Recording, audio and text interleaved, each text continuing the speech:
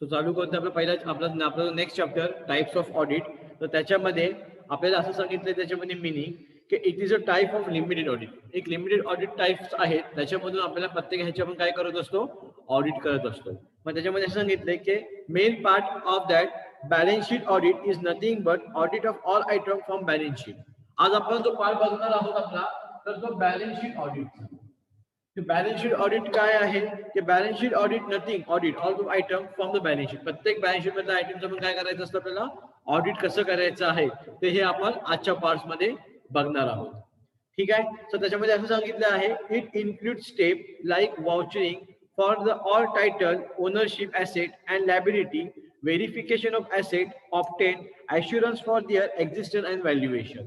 आता ह्याच्यामध्ये काय सांगितलंय आपल्याला की प्रत्येक स्टेप कशी असते पाहिजे. आपण जेव्हा बॅलन्स शीट ऑडिट करत असू तर ती बॅलन्स शीट ऑडिट करत असताना त्याचं वाउचिंग म्हणजे काहीतरी सांगितलंय की ती व्यवस्थित आहे की नाही. तुम्ही एखादी बॅलन्स शीट ऑडिट करताय मग बॅलन्स शीट ऑडिट करत असताना त्याच्यामध्ये ते ऑडिट करताना काही तिथले जे एम्प्लॉई असतील ज्यांनी ते अकाउंटिंग केले बॅलन्स शीटचं पूर्ण स्टेटमेंट तयार केले मग हे स्टेटमेंट व्यवस्थित त्यांनी बनवले आहेत का बॅलन्स शीट व्यवस्थित बनवली आहे का ती आपल्याला ह्याच्यामध्ये बघायचं आहे. Only those from profit or loss related audit which have direct revenue item of balance sheet. Example, depreciation is calculating good or not, or taking the different type of advantages of frauds, different type of disadvantages of frauds and errors, etc. तर ह्याच्यामध्ये आपल्याला काय सांगितलं त्यांनी की जेव्हा तुम्ही balance sheet audit करत असाल तेव्हा तुम्ही काय करणार आहात त्याच्यामध्ये वॉचिंग म्हणजे त्यांनी असं सांगितलं याच्यामध्ये की तुम्ही बघणार आहात की तुम्ही व्यवस्थित ते ऑडिट करताय की नाही. आता बघा most of time balance sheet मध्ये काय होतं की जेव्हा तुम्ही बॅलन्स शीट ऑडिट करत असाल तेव्हा बॅलन्स शीट ऑडिट करताना तुम्हाला बघायचं आहे की एखाद्या कंपनीनं जर समजा नवीन मशिनरी घेतलेली आहे ठीक आहे आताच एक 4 महिने झाले किंवा 5 महिने मशिनरी घेतले आणि त्याने सांगितलं की बघा ह्याच्यावरती आम्ही आता वर्षाचं डेप्रिशिएशन चार्ज केलं ते असं चालेल का नाही. म्हणजे ह्याचा अर्थ काय की लगेच मशिनरीची व्हॅल्यू कमी होणार आहे का डाऊन होणार आहे का नाही. आणि ते असं सांगतात की ह्याच्यामध्ये ते आम्ही चार्ज केलं म्हणजे हे समोर दिसत की हे लोक फ्रॉड करतात जेणेकरून ह्याच्यामध्ये ते डायरेक्ट डेप्रिशिएट केले नाही. जोपर्यंत तुम्ही वापरत नाही तोपर्यंत तुम्ही यूज करत नाही त्याच्यानंतर आफ्टर सम इयर्स तुम्ही काय करू शकता 1 बाय 1 डेप्रिशिएट मशिनरी तुम्ही करू शकता. त्याच्यात असं सांगितलं आहे की हे करत असताना तुम्हाला ह्याच्यामध्ये की जेव्हा तुमची डेबिट नोट क्रेडिट नोट व्यवस्थित पेमेंट किती येते even profit and loss statement मध्ये सुद्धा तुम्हाला बघायचं याच्यामध्ये की जेव्हा तुम्ही स्टेटमेंट ऑडिट कराल तेव्हा त्या लोकांनी डेबिट नोट व्यवस्थित प्रिपेअर केले आहेत की नाही. कुणाला सॅलरी तुम्ही किती दिली आहे किती एक्सपेन्स झालेले आहेत एखादे एक्सपेन्स तुम्ही जास्त करून वाढवून सांगताय का हे ह्याच्यामध्ये बघायचं आहे ऑडिट करत असताना. मग हाच प्रकार ह्याच्यामध्ये त्यांनी सांगितलेला आहे. क्रेडिट नोट मध्ये पण सांगितलंय की तुम्हाला येणारे तुम्ही तुमचे स्क्रॅप सेल केलं कंपनीचं स्क्रॅप सेल केलं त्याची अमाऊंट तुम्ही शोज नाही केली तर काय होणार तिथं दिसेल की ह्या लोकांनी जाणून अमाऊंट शो नाही केली. मग येणारं जर आपले इन्कम आहे येणारं जर आपले कमिशन आहे येणारे आपले जे रेंट आहे ते रिसिव्ह किती प्रमाणात तुम्ही दाखवलंय की त्याचे वाउचर तयार केलेत. बघा जेव्हा कंपनी काही कामासाठी बिल्स प्रोव्हाइड देतात म्हणजे सांगतात की तुम्हाला बिल्स देतात तुम्ही बिल जाणार आम्ही तुम्हाला काय करणार पैसे देणार म्हणजे सांगते देतात प्रत्येक पैशाच्या मागे एक रिसिप्ट असते की एवढ्या ह्याच्यासाठी हे एवढे पैसे लागलेले आहेत. म्हणजेच काय की तुम्हाला लागणारे तुमचा जो एक्सपेन्स आहे तो तुम्हाला काय करायचा आहे त्याच्यामध्ये व्यवस्थित ठेवायचा आहे ना की वाढून सोडून. हे त्याच्यामध्ये सांगितलेलं आहे की जेव्हा तुम्ही ऑडिट कराल ते ऑडिट करत असताना तुम्हाला हे सगळं लक्षात येणं खूप इम्पॉर्टंट आहे. ठीक आहे. त्याच्यानंतर सांगितलेलं आहे झालं मशिनरीचं. आता मी सांगितलं की नाही आम्हाला ऑफिस ह्याच्यासाठी बिल्डिंग लागणार आहे. मग बिल्डिंग जर लागते तर ती बिल्डिंग किती चांगली आहे सांगितलेली आहे. बिल्डिंगची प्राइस 10 लाख रुपीज तो जो फ्लॅट आहे किंवा तो जो ऑफिसचा प्राइजेस आहेत रेंट 10 लाख रुपीज असेल ऍज अ परचेस अमाऊंट. आणि सांगितलं की नाही 15 लाख मग ते बघायचं की किती झालेत परचेस. त्याच्यानंतर असं सांगितलेलं आहे की एखादी मशिनरी सांगितलं मशिनरीचं ऑडिट करत असताना की ही मशिनरी व्यवस्थित पद्धतीने काम करते की नाही. मग किती प्रमाणात आपल्याला गुड्स देते म्हणजे किती प्रोडक्ट्स ह्याच्यापासून येतात त्याची क्वालिटी काय आहे. आता ऑडिट मध्ये सांगतो की नाही ह्याची क्वालिटी मीडियम आहे त्याच्याकडून कस्टमर जास्त अट्रॅक्ट होत नाही. पण ह्याच्यामध्ये असं सांगितलंय का की तुम्ही हाय क्वालिटी प्रोड्यूस करताय कोणतं रॉ मटेरियल वापरताय. मग हे सगळं ऑडिट करायचं आहे आणि हे करत असताना मशिनरी किती चांगली आहे त्याची प्राइस काय आहे हे लक्षात घ्यायची आहे आपल्याला. सो हे करत असताना ह्याच्यामध्ये पहिला पॉईंट जो आपल्याला घेणार आहोत आज टाइप्स ऑफ ऑडिट मध्ये तर ऍप्लिकेबिलिटी ऑफ बॅलन्स शीट त्याच्यामध्ये पहिला पॉईंट आहे existence of strong internal audit.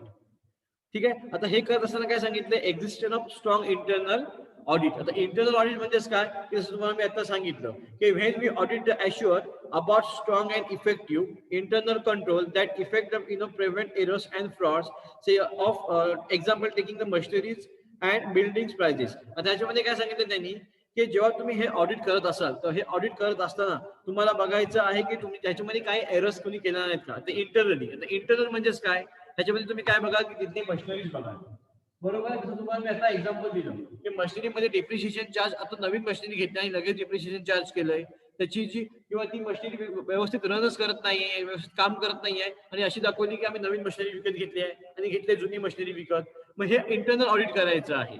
ठीक आहे. आणखी आपल्या तिथल्या ज्या मशिनरीवरती काम करणारे एम्प्लॉई आहेत तर तो इंटरनल ऑडिट वाला काय करेल, डायरेक्ट त्या ओनरकडे न भेटता त्या एम्प्लॉईला भेटणार आहे की तुम्ही ही मशिनरी हाताळताय, तुम्ही ही मशिनरी वापरताय, मग ह्याचं कसं रन आहे, ही कशी पद्धतीत काम करते, ठीक आहे, त्याच्यानंतर ही मशिनरी किती आज चालते तुमची, हे सगळं ऑडिट करून तुम्ही किती ह्याच्यापासून तुम्हाला मटेरियल्स भेटते, किती प्रोडक्ट्स भेटतात, हे सगळं ऑडिट तो ह्याच्यामध्ये करणार आहे. म्हणजे existence of stock internal audit. ठीक आहे. त्याच्यानंतरचा जो आपला पॉईंट आहे, नेक्स्ट पॉईंट आहे नंतर आहे डेकोरेशन्स ऑफ ऑडिट. आता ह्याच्यामध्ये काय सांगितलं आपल्याला की डेकोरेशन ऑडिट म्हणजेच काय की प्रत्येक entire very component effective. Actually हा शब्द चुकला इथं, डेकोरेशन नाही, डिक्लेरेशन ऑफ ऑडिट आहे, लक्षात घ्या. Declaration of audit. So declaration of audit करत असताना ह्याच्यामध्ये त्यांनी काय सांगितलेलं आहे की an external auditor satisfy with the effectiveness. आता कसं सॅटिस्फाय होणार आहे तो की स्वतःच केलेले जे ऑडिट आहे, आपला ऑडिट तो शो करतोय, तर काय सांगणार, if the external auditor is satisfy with the effective of internal audit depend and it can be use of report of internal audit department. आता जर इंटरनल ऑडिट केलेल्या याच्यावरती तो सॅटिस्फाय होणार आहे, बरोबर आहे, तर तो काय करणार की नाही, तो फक्त स्टेटमेंट शो करेल. इन केस त्याला जर ते स्टेटमेंट आवडले नाही, ते स्टेटमेंट म्हणजे त्याला काही एरर्स दिसले, बरोबर आहे, मग तो काय करणार आहे, आपल्या पद्धतीने तो ऑडिट करणार आहे. मग आपल्या पद्धतीने तो डिक्लेअर करेल रिपोर्ट की असे असे मला एरर्स आहेत, असे असे फ्रॉड दिसत आहेत. पण इन केस इंटरनल ऑडिट जर व्यवस्थित झालेलं असेल, त्याला जर जास्त काही एरर्स काही दिसले नाही, काही फ्रॉड्स दिसले नाही, तर त्या पद्धतीचा त्या स्टेटमेंटचा उपयोग करून तो पुढचं ऑडिट करू शकतो. त्याच्यानंतरचा जो पार्ट आहे यूज ऑफ ऑडिटिंग. आता यूज ऑफ ऑडिटिंग म्हणजे काय सांगितलेलं आहे याच्यामध्ये तुम्हाला सगळ्यांना माहिती आहे की यूज ऑफ ऑडिटिंग कुठे होतं की जिथे तुमचे स्टेक होल्डर, तुमचे इन्व्हेस्टर्स आहेत, त्याचा ते लोक काय करतात, उपयोग करून घेतात. आणि उपयोग कधी होतो, त्याची जी कॉपी जी तुम्ही ऑडिट कराल त्याची ती काय करतात, कॉपी प्रत्येकाला अॅन्युअल जनरल मीटिंगला काय केली जाते, ते दिली जाते. पण त्याच्यामध्ये तुमचे वेगवेगळे प्रकारचे स्टेटमेंट असतात, हे सुद्धा काय केले जातात, शो केले जातात, बरोबर आहे. आणि हा ऑडिटिंगचा त्या लोकांना उपयोग होऊ शकतो. त्याच्यानंतरचा जो पॉईंट आहे ह्याच्यामध्ये account staff qualify and effective. आता ह्याच्यामध्ये काय सांगितलं आपल्याला, account staff and qualify effective. When the staff are qualify there will be lower chances to errors. 100%. बरोबर आहे की जेव्हा तुमचा एखादा स्टाफ क्वालिफाईड असणार आहे व्यवस्थित ते ऑडिटिंग करण्यासाठी, बरोबर आहे, आणि जेव्हा तो व्यवस्थित ऑडिटिंग करेल, ह्याचा अर्थ काय की तिथं एरर्स तुम्हाला लक्षात येतील की खूप कमी होणार आहेत, त्याच्यापासून काही चुका होणार नाही, बरोबर आहे. आणि जरी फ्रॉड जरी झालेले असतील तरी काय होणार आहे, तर तो लगेच शोधून काढू शकतो त्याच्या एक्सपिरियन्स वरून. म्हणजे असं सांगितलेलं आहे की तुमचा जो तुम्ही ऑडिट करणारा जो पर्सन आहे तो हे करू शकतो. पण तुमचा जर तिथला अकाउंटंट म्हणजे तिथला जो काम करणारा व्यक्ती आहे, so when the staff qualify the chances to errors and cases conflict transactions. तुमचं काम करणारा सुद्धा व्यक्ती आहे तो तुम्ही जर त्याची नेमणूक व्यवस्थित केली त्याच्यामध्ये मग काही तो पण काही कामामध्ये चुका करू शकत नाही. म्हणजेच काय नाही सांगितलेलं आहे की त्याचे जे काही एरर्स असतील ते काय होतील, कमी होतील त्याच्यापासून. कारण का, तो व्यवस्थित पद्धतीने काय करतोय, आपलं काम असेल तर पूर्ण करतोय. तर हे त्याच्यामध्ये आपल्याला सांगितलेलं आहे. ठीक आहे. सो ह्याच्या नंतरचा जो आपण पॉईंट बघणार आहोत, तर ऍडव्हान्टेजेस ऑफ ऑडिटिंग. ह्याच्यामध्ये आपला जो पहिला पॉईंट आहे advantages of auditing in balance sheet. So ह्याच्यामधला जो आपला पहिला पॉईंट जो आहे रिलायबल. काय सांगू शकता याच्यामध्ये, काय असू शकतात बॅलन्स शीटचे ऍडव्हान्टेजेस? Yes anyone? बॅलन्स शीटचे ऍडव्हान्टेज काय असू शकतात? काय आहे रिलायबल?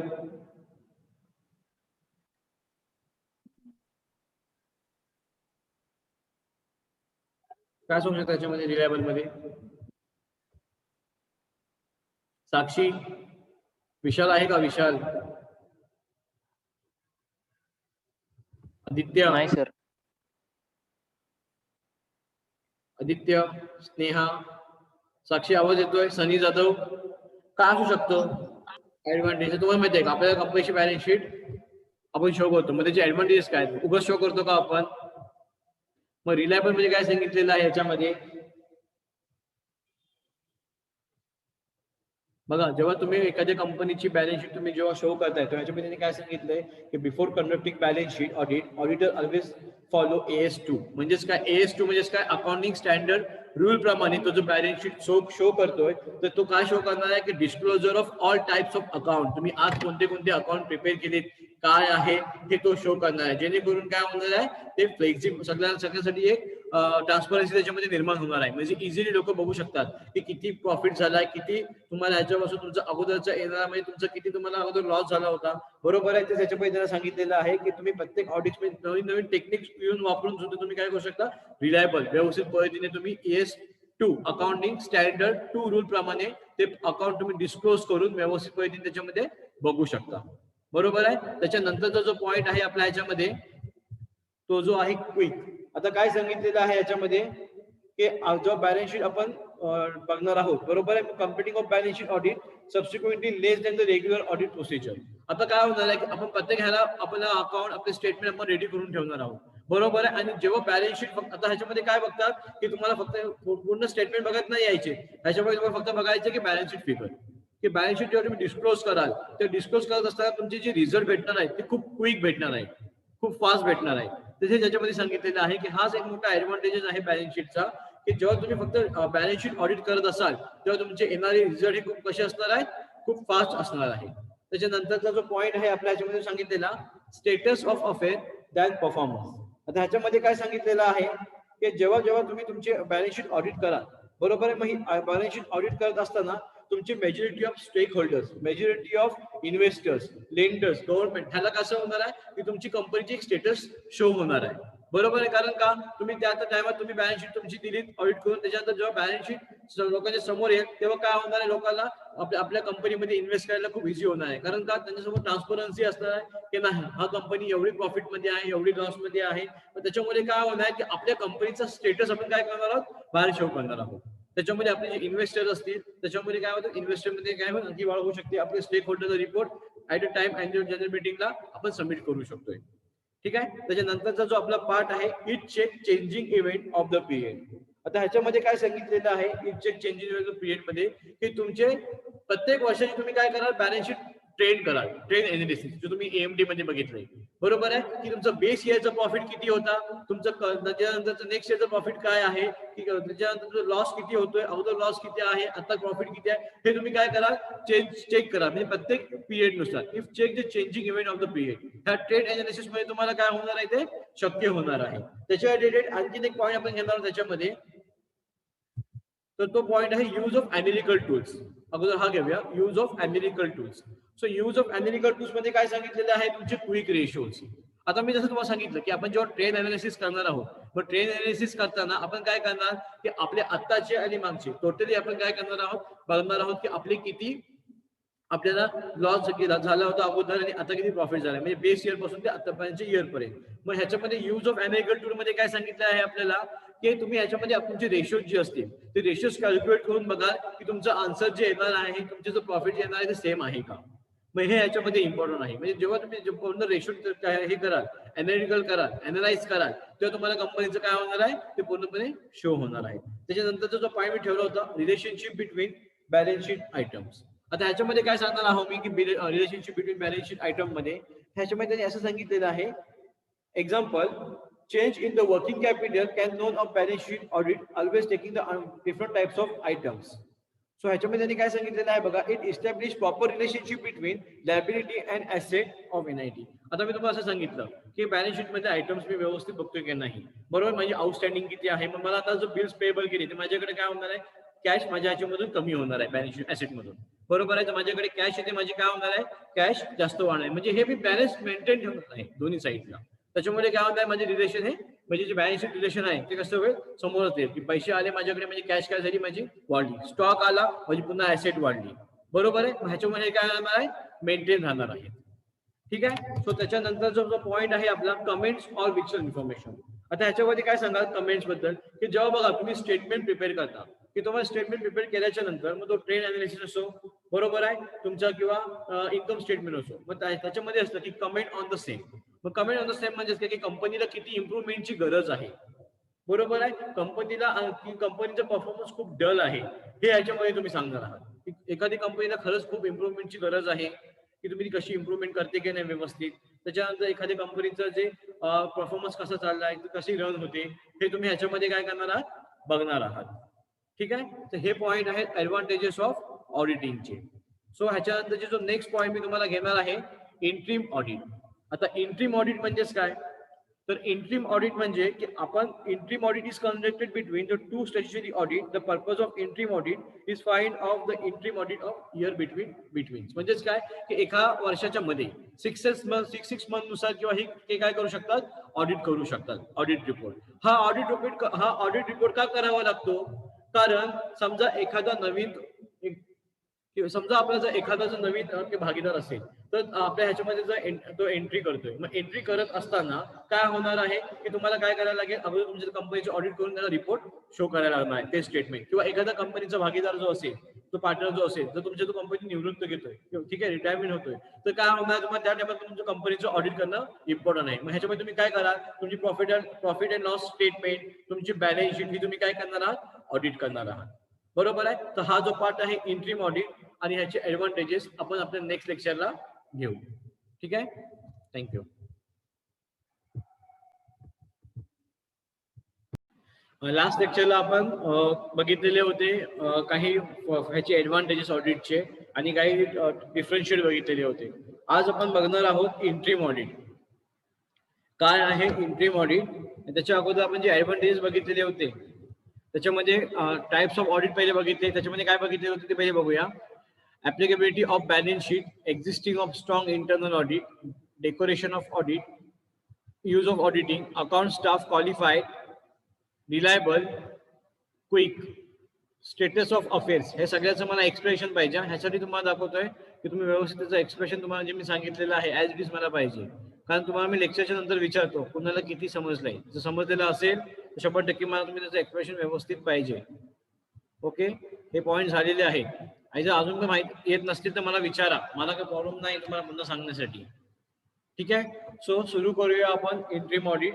त्याच्यामध्ये काय सांगितलेलं आहे बघा इंट्रीम ऑडिटमध्ये अशी ऑडिट की आपण ती काय करतो, मध्यस्थ करतो. म्हणजेच काय, 6 मंथली. आता आपण बघितलं अॅन्युअल ऑडिट. अॅन्युअल ऑडिट काय की आपली फायनान्शियल इयरला एंड जेव्हा असतो तेव्हा आपण काय करतो, अॅन्युअल ऑडिट करतो. पण इंट्रीम ऑडिट म्हणजे अशी ऑडिट आहे की आपण ती काय करतो, मध्यस्थी करतो. म्हणजे एकदम मध्ये, म्हणजे 6 months to 6 months. का अशी करायला लागतं ऑडिट, मोस्टली याचे रिझन काय सांगितलेत आपल्याला की बघा, अनेकदा आपले नवीन जे इन्व्हेस्टर आहे जेव्हा आपल्या त्या ऑर्गनायझेशन मध्ये प्रवेश करतात, बरोबर आहे, मग प्रवेश करत असताना त्यांना ऑडिट रिपोर्ट देणं गरजेचं आहे. किंवा काही असे असतात की ते रिटायर होतात, मग त्यांना पण आपल्याला प्रॉफिट अँड लॉस अकाउंट आणि आपली बॅलन्स शीट तयार करून जे पण त्याचे शेअर्स आहेत किंवा त्यांचे जे पैसे आहेत ते आपल्याला काय करायला लागतात, त्यांचे फंड आपल्याला द्यावे लागतात.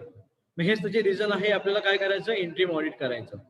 बरोबर आहे. किंवा असं लक्षात आलं की कोणत्या तरी कंपनीच्या की कुठेतरी काहीतरी फ्रॉड घडतोय, बरोबर आहे, की कोणती अमाऊंट मॅच होत नाही. जेव्हा तुम्ही इंटरनल ऑडिट कराल तेव्हा तुम्हाला समजेल की काय कुठेतरी फ्रॉड घडलेला आहे, आता आम्हाला फ्रॉड शोधायचा आहे. मग अशा वेळी सुद्धा तुम्ही काय करू शकता, इंट्रीम ऑडिट तुम्ही करू शकता.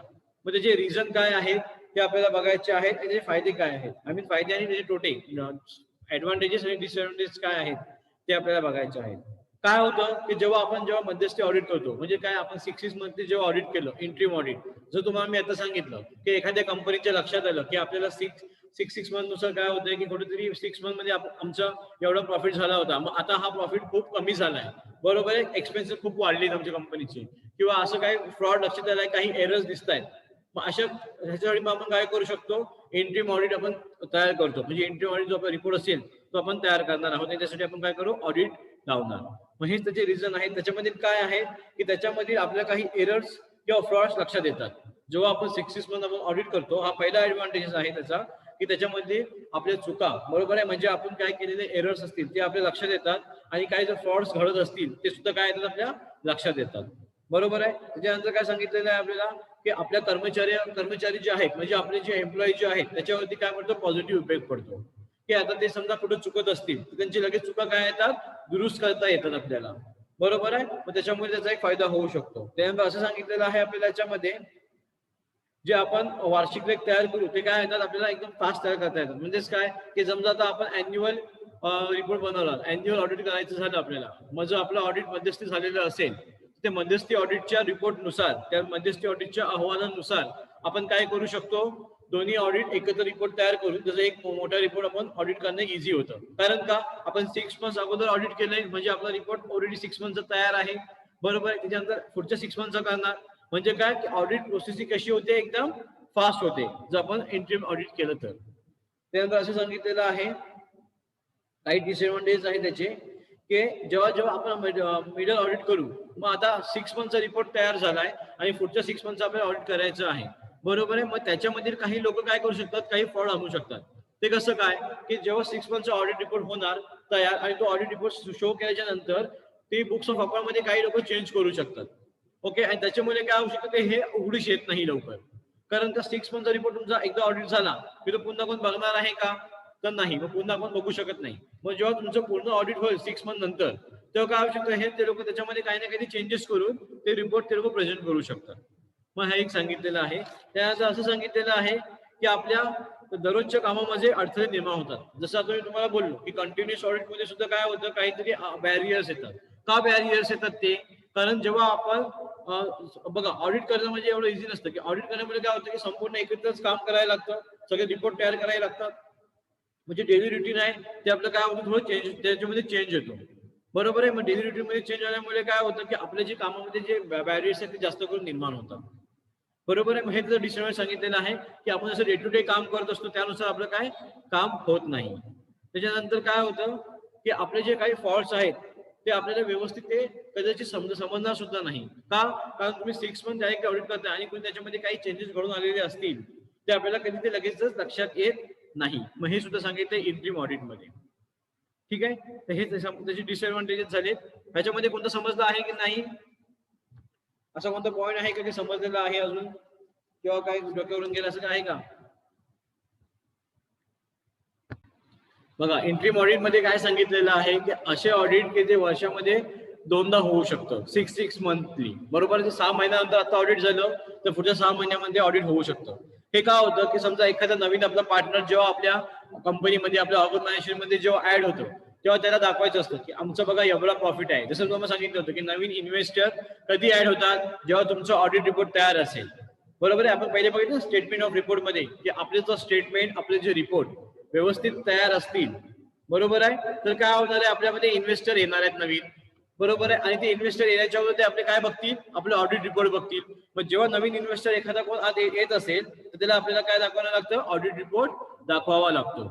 बरोबर आहे. आणि त्याचप्रमाणे समजा एखादा जर रिटायर होत असेल, एखादा जर त्याच्यामधून बाहेर पडत असेल आपला भागीदार म्हणजे आपला जो पार्टनर, तर त्यावेळी पण आपल्याला काय करावं लागतं, ऑडिट करावं लागतं. बरोबर आहे. मग ह्याच ऑडिटचे तुम्हाला जे आता मी सांगितले, की ह्याच ऑडिटचे आपल्याला काही फायदे आहेत. बरोबर आहे. हे करत असताना आपल्याला काय लक्षात येतं, की आपल्या काही चुका म्हणजे काही आपल्या एरर्स घडलेत का. बरोबर आहे. त्याच्यानंतर काय सांगितलं मी याच्यामध्ये, एरर्स जे आपल्या काही समजा घडलेले असतील तर त्या एरर्स मध्ये काय होऊ शकतं, की आपल्याला समजा येतं की किती चुका झाल्यात आपल्यापासून. मग ते चुका काय करू शकतो, आपण सुधारू शकतो. बरोबर आहे. त्याच्यानंतर काय सांगितलंय, की आपले जे इयरली स्टेटमेंट आहेत, ते इयरली स्टेटमेंट काय करू शकतो आपण, कंटिन्युअसली बनवल्यामुळे एकदम फास्ट होतात. समजा आता 6 मंथचा आपलं स्टेटमेंट तयार आहे, तर नेक्स्ट 6 मंथचा असं जे स्टेटमेंट आहे ते एकदम फास्ट होऊ शकतंय. बरोबर आहे. त्याच्यानंतर काय सांगितलंय, की आपले जे एम्प्लॉई आहेत त्याच्यावरती पॉझिटिव्ह त्याचा इम्पॅक्ट पडेल. म्हणजे त्याला त्याची चुका लगेच समजत येतील, तो काय करेल, व्यवस्थित पद्धतीने काम करणार आहे. त्याला माहिती आहे की आता 6 मंथ ऑडिट होणार आहे, त्याच्यामध्ये तो व्यवस्थित काही एरर्स न करता तो काय करेल, व्यवस्थित पद्धतीने तो आपलं काय करणार आहे, काम करणार आहे.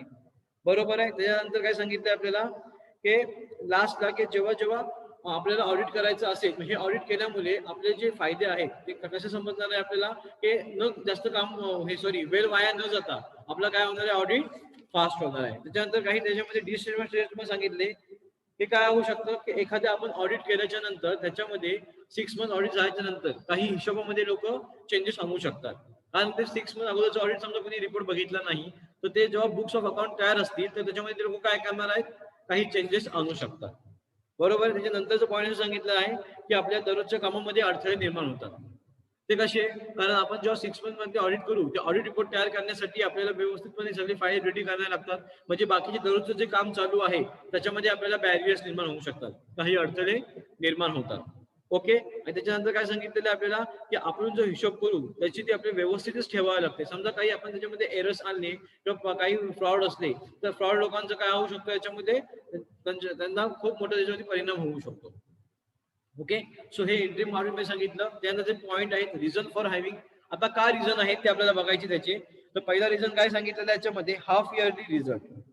आता it is mandatory for specific class companies to publish half yearly balance sheet and profit and loss account.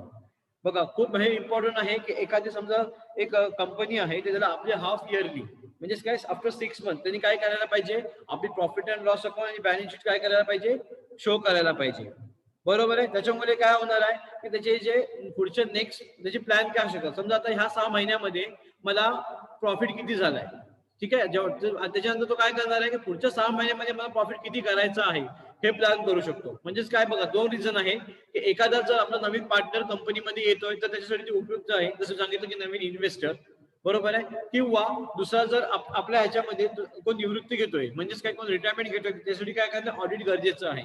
त्याचप्रमाणे की जेव्हा आपण हे ऑडिट करू 6 मंथली जेव्हा आपण ऑडिट करू मग ऑडिट केल्यामुळे काय फायदा होणार आहे त्याचा की आपल्याला आपल्या नेक्स्ट 6 मंथचा आपल्याला प्लॅन करण्यासाठी आपण रेडी होऊ की आम्हाला एवढं टार्गेट अचीव्ह करायचं आहे.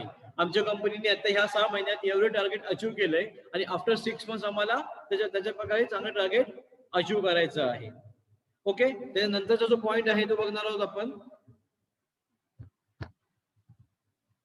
Interim dividend. त्याच्यामध्ये काय सांगितलं तुम्हाला it is always necessary for the companies to get their account audit before they declare interim dividend.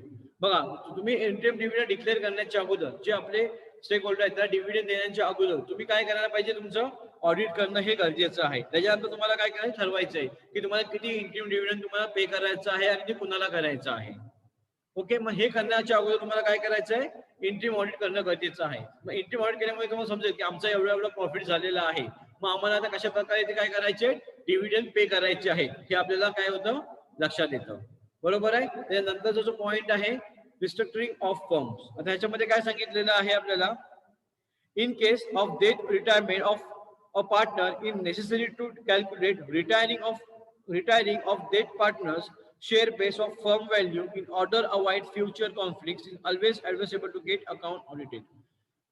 त्याच्यात काय सांगितलं की जेव्हा आपण आपलं अकाउंट ऑडिट करू मग इंट्रीम ऑडिट करत असताना समजा एखाद्या पार्टनरची डेथ होते तर बरोबर त्याचे जे डिव्हिडंड असतील किंवा त्याची जी अमाऊंट असते ती आपल्याला काय केली पाहिजे पे केली पाहिजे. पण समजा तुम्ही डायरेक्टली अमाऊंट जो पे करताय तर ते काय होणार तुमच्या कॅपिटलवरती इफेक्ट पडू शकतो. बरोबर. एखादा आपला पार्टनर आपल्या कंपनीमधून जर निघून गेला तर काय होणार आहे आपल्या कॅपिटलवरती त्याचा काय पडेल इफेक्ट पडेल इम्पॅक्ट होऊ शकतो. मग तुम्हाला अशा टाइमात त्याला काय करायचंय त्याचे जे इंटरेस्ट डिव्हिडंड असतील ते इंटरेस्ट रुपयात किंवा ऍज अ लोन रुपयात तुम्हाला काय करायचं त्याची अमाऊंट त्याला फक्त पे करायची आहे. मग त्याच पद्धतीने तुम्हाला काय करा ते अमाऊंट तुम्ही पे कराल जेणेकरून त्याची जी कॅपिटल आहे ती काय करू शकतो तुमच्याकडे राहू शकतो. ओके. त्यानंतरचा जो पॉइंट आहे in case take over of the company. बघा समजा एखाद्या दुसऱ्या कंपनीने किंवा दुसऱ्या पर्सनने तुमची जो कंपनी टेक ओव्हर करण्याचा विचार केला तर तो काय बघणार आहे तुमचा पर्चेस कन्सिडरेशन पीसी. बरोबर आहे. आणि calculate based audit account always want confidential living letter conflict. म्हणजे तो काय करणार तुमची कंपनीची खरी सिच्युएशन बघणार आहे. बरोबर की तुमची कंपनी आता किती प्रॉफिट मध्ये जाते तुमच्या कंपनीवरती किती लोन आहे. बरोबर आहे. म्हणजे जर टेक ओव्हर करायचं असेल तुमची कंपनी घ्यायची असेल तर हे सगळे जण करणं गरजेचं आहे. म्हणजे विदाउट ऑडिट तो घेणार आहे का नाही. म्हणजे असं असतं की समजा मला माझी कंपनी 6 मंथ नंतर काही प्रॉफिट देत नाही आहे किंवा मी 2.5 इयर माझी कंपनी रन केली त्याच्यानंतर माझ्या कंपनी मला प्रॉफिट देत नाही आहे दुसऱ्याने कोणी टेक ओव्हर करण्याचा विचार केला तर तो काय करेल सगळ्यात पहिले माझ्याकडून माझे ऑडिट रिपोर्ट मागेल. बरोबर आहे की तुमची कंपनी किती प्रॉफिटेबल आहे किती तुमच्या कंपनीचा लॉस होतोय का हे तो त्याच्यामध्ये बघणार आहे. मग हे सांगितलेलं आहे ह्याच्यामध्ये की कंपनीचा प्रॉफिट अँड लॉस आपल्याला काय करू शकतो आपण व्यवस्थित बघून तो घेऊ शकतो. समजलंय का. हॅलो साक्षी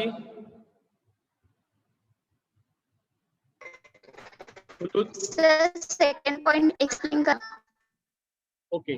सेकंड पॉइंट काय आहे इंट्रीम डिव्हिडंड. आता इंट्रीम डिव्हिडंड मध्ये काय सांगितलंय आपल्याला की it is always necessary for the company to get their account audited before they declare interim dividend. आता इंट्रीम डिव्हिडंड देण्याच्या अगोदर जेव्हा आपण डिव्हिडंड पे करतो आपल्या स्टेक शेअर होल्डरला तेव्हा ते देण्याच्या अगोदर आपण काय करणार आपल्याला किती प्रॉफिट जनरेट झालंय आपल्या 6 मंथचं प्रॉफिट किती आहे ते बघूनच आपण डिव्हिडंड पे करणार आहोत ना.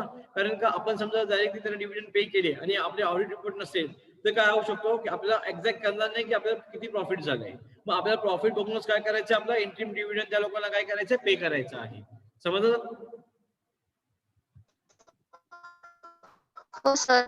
ओके, मग हे सांगितलंय त्याच्यामध्ये आपल्याला. आणि त्याच्यामध्ये आणखी काय सांगितलं तुम्हाला मी, की जेव्हा तुम्ही तुमची 6 मंथली म्हणजे तुम्ही 6 महिन्यानंतर तुम्ही जेव्हा तुमचं ऑडिट कराल, त्याचा फायदा काय होणार आहे तुम्हाला, की तुम्हाला तुमचे नेक्स्ट प्लॅन म्हणजेच काय, की तुम्हाला किती ह्याच्या पुढच्या वर्षात प्रॉफिट भेटू शकतं, किती तुमचं एक्झॅक्ट प्रॉफिट आहे हे तुम्हाला कळणार आहे. आणि त्याच्यानंतर तुम्हाला काय प्लॅन केले पाहिजे, की आणखी समजा माझा लॉस होतोय ह्या 6 महिन्यात, मग मला काय चेंजेस केले पाहिजेत का, मग मला कोणते नवीन टेक्निक यूज केले पाहिजेत का.